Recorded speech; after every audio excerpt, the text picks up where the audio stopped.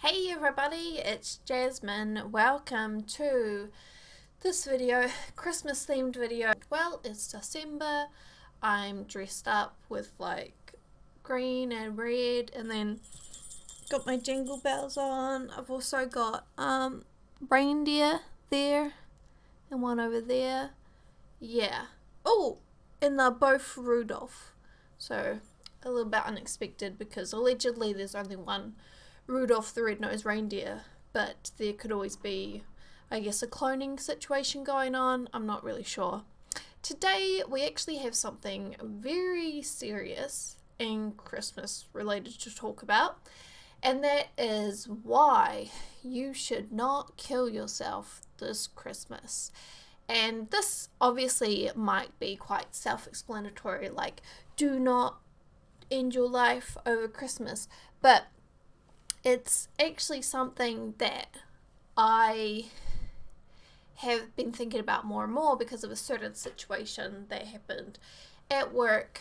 So, about a month and a half ago, possibly 2 months ago, it was 5 to 6 in the morning. I was just on the last stretch of my way to work, and then I saw a guy standing over by the rails, which are towards a cliff that looks over Stockholm, and I just knew that something was off. Like, I guess I have, you know, that sort of situational awareness when it comes to mental illness and suicide and whatever.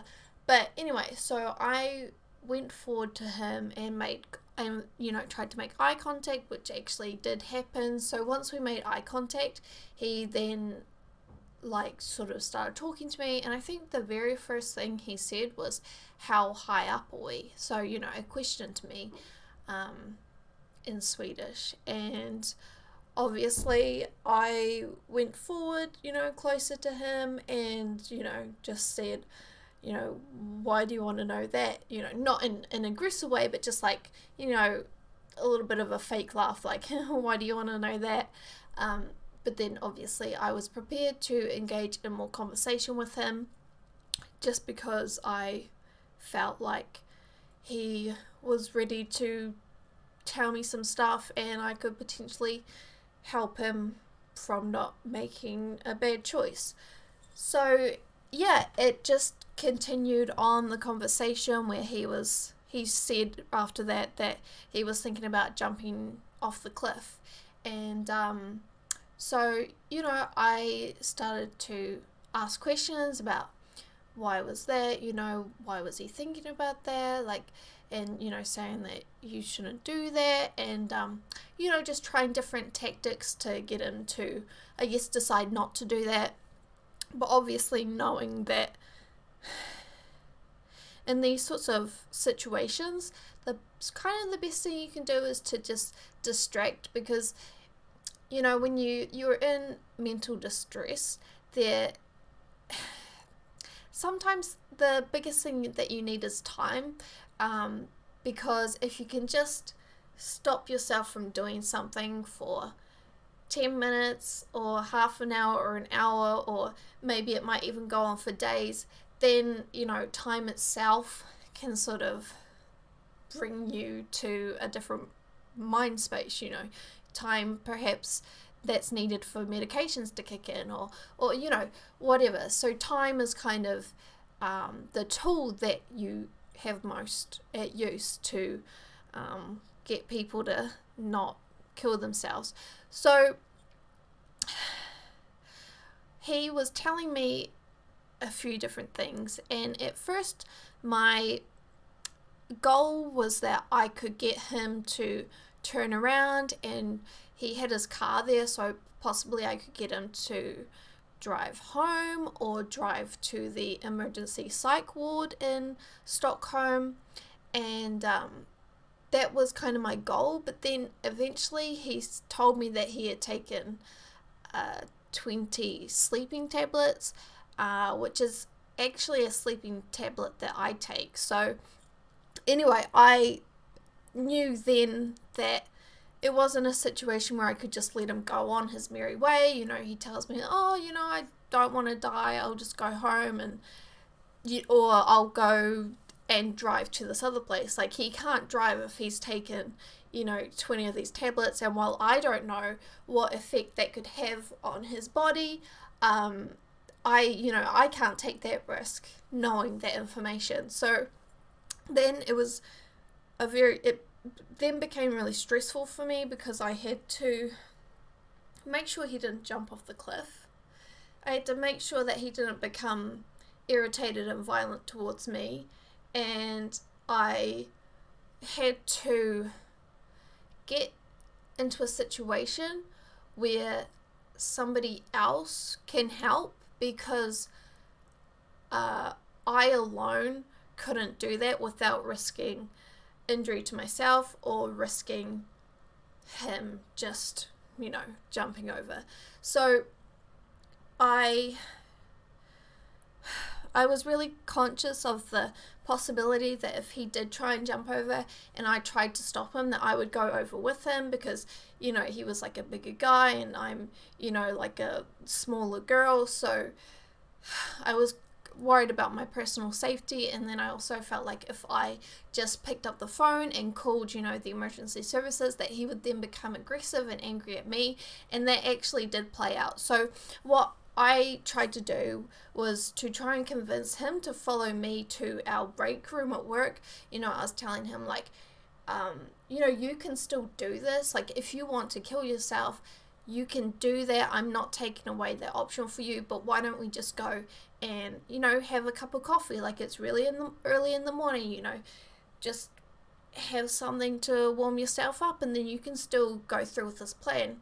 Because he was telling me that this was his last chance and he really needed to do this, and he was saying some things where it sounded like maybe he was having like a psychotic episode where he thought that people were watching him and following him. So there were several different things going on, and I didn't want him to feel like it really was now or never. I wanted him to feel like, you can follow me to the break room, you can have, a snack, a drink, and then if you want to carry on and go with your plan, like, you can do that.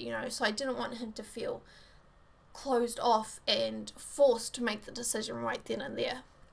So I tried doing that, but he was really talking around and around in circles, and he really wanted me to answer questions about if the medication that he took would kill him, or if it would just maim him, or if he would be completely fine. And obviously I can't know that, and I really wasn't sure what answers would help him to follow me and not jump off the cliff. So eventually it had then been like 45 minutes of talking and fear in my body, and not really making any progress. So I then said to him, I'll call my workmate and he can come out and answer your questions, because he really thought that I was like a doctor or a nurse or something, and that I could answer these questions. And my co-worker, he can't answer those questions either, because he's not a doctor or a nurse. But I could pretend like I'm going to call this person, he's going to come and he can answer these questions that you keep on asking. So I called my co-worker and just, I said to him, like, this guy, he wants to jump off the cliff. And then my coworker asked, like, should I call emergency services? And I said yes. So the guy, he didn't hear that that's what we were doing. He just heard me say, like, come out and, help out. So my coworker, he comes out in like 1 minute or 2 minutes. And the guy, he really did start getting stressed out. He's like, why did you call him? Who is this? And I said, it's fine. He's just here. He can answer some of your questions. It's no problem. I just, you want to know if the medication's dangerous. He'll, he can come and help out. So my coworker, he comes out, and he's a bigger guy. So I felt a lot more comfortable. Like, if we did have to grab hold of him, we had a better chance of doing that.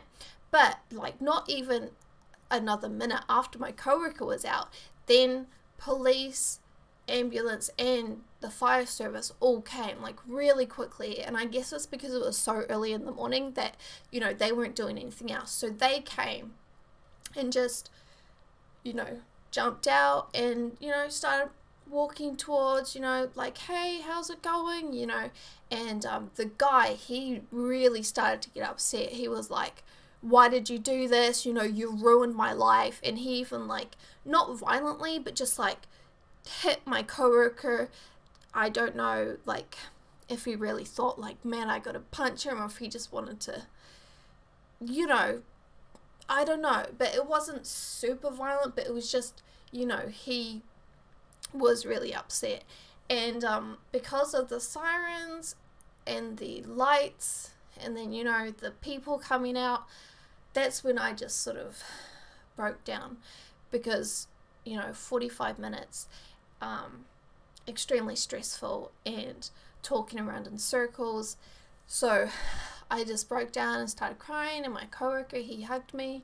And then another coworker, he, because other people from work had started coming out, and so then they just took hold of me and walked me to the break room. So then I had a hot chocolate, getting some sugar in you, because I was really shaking, and I was crying, and just felt so weak and so exhausted.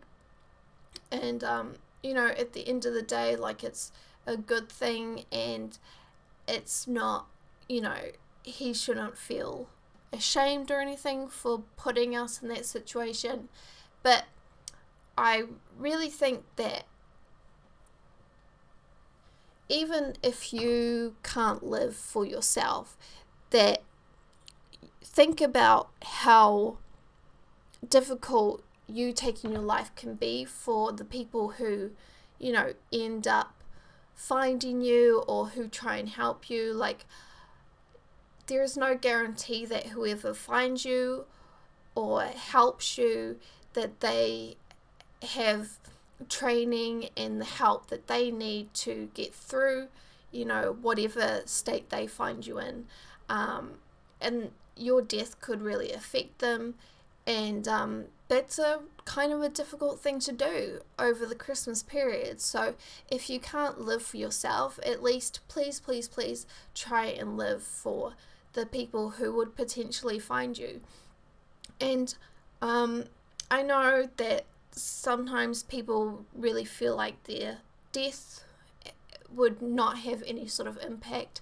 But like, my granddad, he killed himself, and, I never got to know him or anything like that. But just like knowing that that's in the family, it really does, it does something. So, even if the suicide isn't really, really close to somebody, that sort of thing, it can really have a huge impact for, a long time. And it's such a difficult thing. And I really, really just hope that if you're having a difficult time, that you can just try and keep making it to the next day or the next hour or wherever, and use the phone services to call, Suicide Watch. And if you can as well, like, go in physically to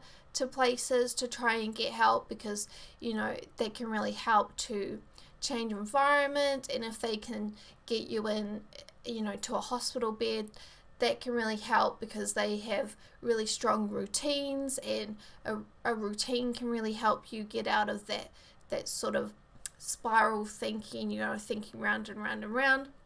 Instead, you're now thinking like breakfast at this time, and then there's a group walk at this time, and then it's morning tea at this time, and then it's puzzle time at this time, and then we have lunchtime. That can really help. And even if you don't feel good for a very long time, you could at least begin to feel a little bit more in control of your life, and then hopefully eventually building up to a point where you actually really enjoy life. So please, the biggest present for Christmas for me is for you to not hurt yourself. And I hope that even if you can't do that for yourself, that you can do that for other people. So Merry Christmas, and I hope you make it through, and I will then of course see you back here again next year, because you're gonna make it. You have to promise me you're gonna make it. Okay, well, I won't say goodbye, I will just say see you next time.